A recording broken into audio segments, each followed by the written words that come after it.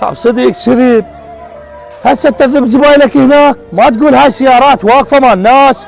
هو شنو هذا علاوي اليتيم؟ خبصنا وذا بيتك على الساعة. حسين كأنك ما راضي، اكو جراج وخلي سياراتك بيه، طابك النباب يشكوا. لك علاوي الساحه ملك الكل، عرفت لو لا؟ وثاني شيء مو انت تحاسبني على طبقه السيارات، ذاك الشعراوي المولده مالته وانا طابق يمين، انت شنو؟ حسين ساحه ساحته بكيفي، والشعراوي ترى انا مخلي عندي استعداد ما كان شيء هو المول. الحكي يفيدك. تعرف الشعراوي اهم اخوته على قاسم ابو تريكه، وين اللي يطيح بجفاهن ويموت جوا خشمها.